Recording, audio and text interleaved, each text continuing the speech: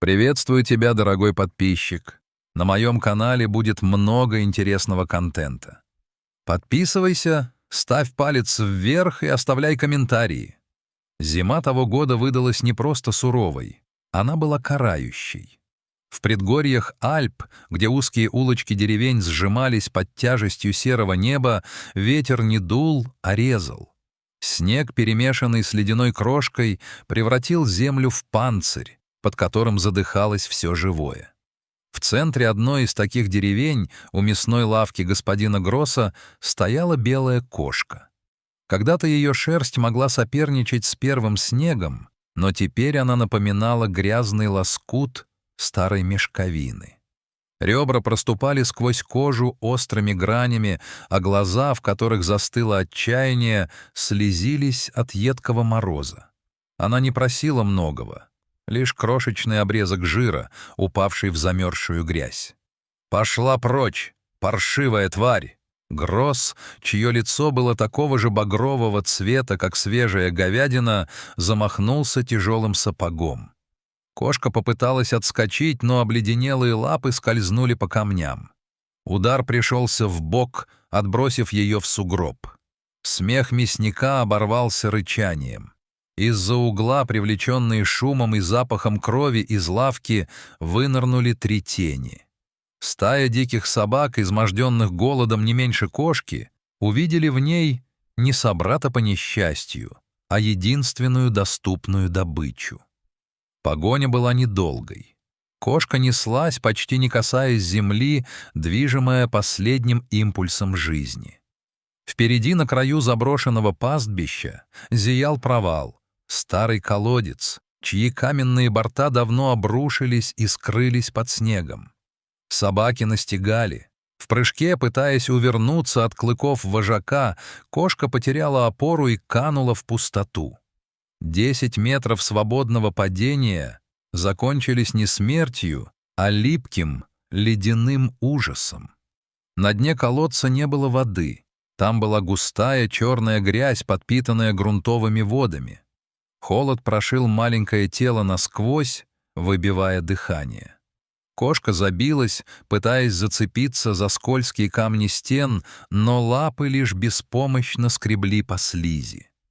Жижа, словно живое существо, медленно, дюйм за дюймом, начала затягивать ее в свои недра. На краю поля, укрывшись за стеной колючего кустарника, стояла гнедая лошадь. Это была дикая кобыла, чья грива превратилась в спутанный колтун из репьев и льда. Она видела все — и жестокость мясника, и оскал псов, и беззвучный полет белого пятна в бездну. В отличие от людей, лошадь не рассуждала. Она чувствовала вибрацию чужой беды как свою собственную. Она подошла к краю колодца, заглянула вниз и издала протяжное, тревожное ржание. Ответом ей был лишь слабый, захлебывающийся хрип. Лошадь развернулась и поскакала обратно в деревню. Ее копыта выбивали искры из обледенелой дороги. Она ворвалась на главную площадь, мечась между домами, надеясь пробудить в людях хоть искру понимания. Она толкала мордой закрытые двери, била копытом в ворота.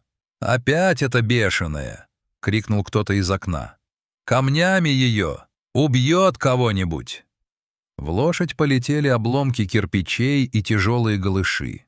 Один угодил ей в круп, оставив кровавую ссадину, другой оцарапал морду. Люди видели в ней лишь опасное животное, помеху их серому, холодному быту.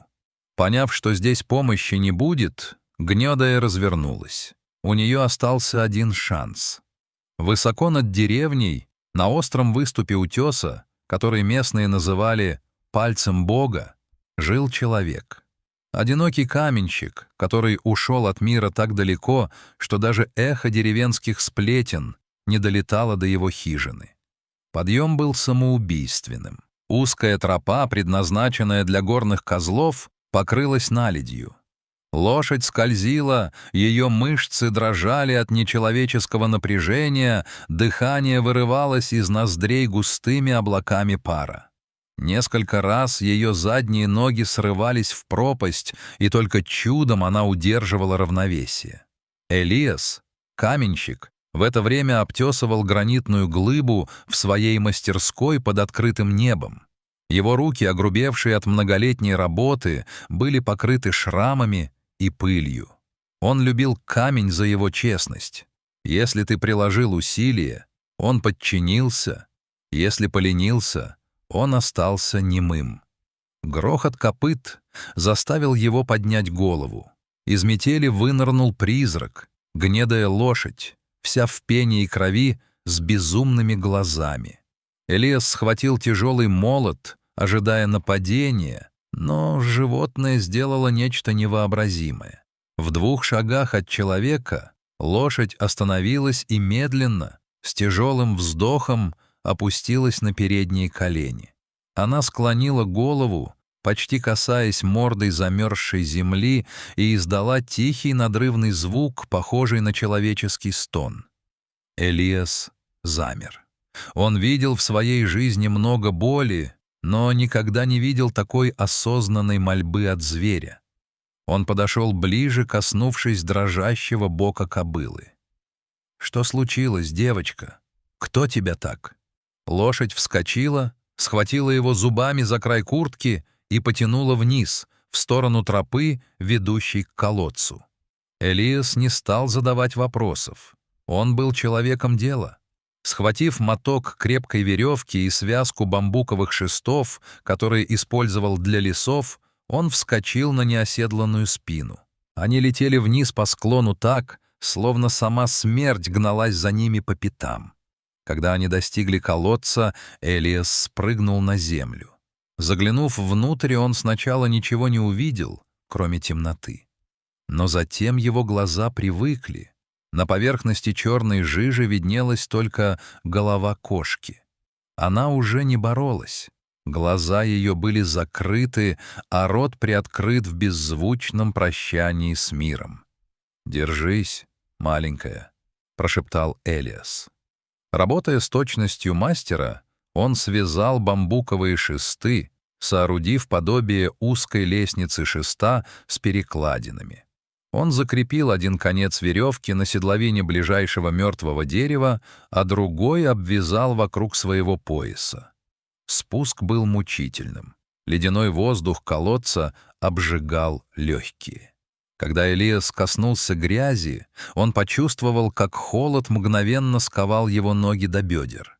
Жижа тянула его вниз с огромной силой. «Тяни, родная!» — крикнул он вверх. Лошадь, упершись мощными ногами в каменистый грунт, натянула веревку, не давая мужчине утонуть. Элиас потянулся вперед, погружая руки в вонючую слизь. В последний момент, когда грязь уже начала заливаться кошке в уши, его пальцы сомкнулись на ее загривке. Он вытащил ее, крошечный невесомый комок плоти, покрытый ледяной коркой. Прижав кошку к груди под куртку, ближе к своему теплу, он подал сигнал лошади. Они не вернулись в деревню. Элиас знал, что там их ждет лишь холод равнодушия. Лошадь, чьи бока теперь ходили ходуном от усталости, медленно везла их обратно к утесу. В ту ночь в хижине каменщика горел самый жаркий огонь, какой только видели эти горы. Элиас часами растирал кошку теплой тканью, пока ее дыхание не стало ровным. Он промыл раны лошади и накрыл ее своим единственным шерстяным одеялом, устроив ее прямо в мастерской, защищенной от ветра. Зима продолжалась, но внутри их маленького мира климат изменился. 3 одиночества, столкнувшиеся в момент катастрофы, начали прорастать друг в друга. Весной, когда лед начал таять, они начали строить. Это не была просто хижина. Элиас решил построить настоящий дом, который выдержит любую бурю. Он колол камень, лошадь подвозила тяжелые плиты из долины на специально сделанных волокушах, а кошка теперь белоснежная и грациозная, следила за работой с самого высокого уступа, изредка спрыгивая вниз, чтобы потереться о ноги своих спасителей. Они построили дом на самом краю пальца Бога. Огромные панорамные окна смотрели на долину, которая снизу казалась игрушечной и бесконечно далекой. Прошел год. Снова наступили сумерки, и снова ветер завывал в расщелинах, но теперь этот звук не вызывал страха. Внутри дома на вершине утеса было тихо и уютно. Пахло сушеными травами, кедровыми дровами и свежим хлебом. В центре комнаты стоял массивный стол, сбитый из альпийской сосны. Элиас сидел на скамье, грея руки о большую глиняную кружку с густым ароматным чаем.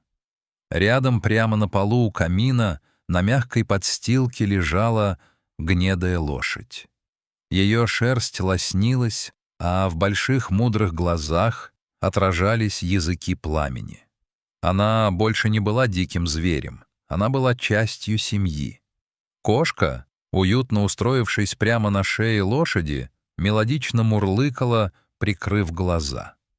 Элиас налил немного сливок в блюдце для кошки и положил перед лошадью кусок подслащенного хлеба. «Знаете», — тихо сказал он, обращаясь к своим друзьям, «люди внизу говорят, что камень — самый прочный материал на свете. Они строят из него тюрьмы и крепости, но они ошибаются». Он посмотрел на свои руки, которые спасали, строили и созидали. Настоящий фундамент — это то, что мы почувствовали там, у колодца. Это то, что заставило тебя, он кивнул лошади, преклонить колени, а меня полезть в бездну. Самые прочные дома строятся не из гранита, а из сострадания. Лошадь тихо фыркнула, словно соглашаясь, а кошка лениво потянулась, выпустив когти в знак абсолютного доверия. Золотистый свет очага заливал комнату, превращая скромное жилище в настоящий замок. Снаружи бушевала стихия, но здесь, на высоте птичьего полета, царил мир, рожденный из одной спасенной жизни и одного акта милосердия. Они остались вместе — человек, зверь и птица души, заключенная в кошачье тело. И каждый путник, проходивший по долине, смотрел вверх на золотистый огонек на вершине утеса, не зная, что этот свет — не просто огонь в камине, а маяк надежды для всего мира.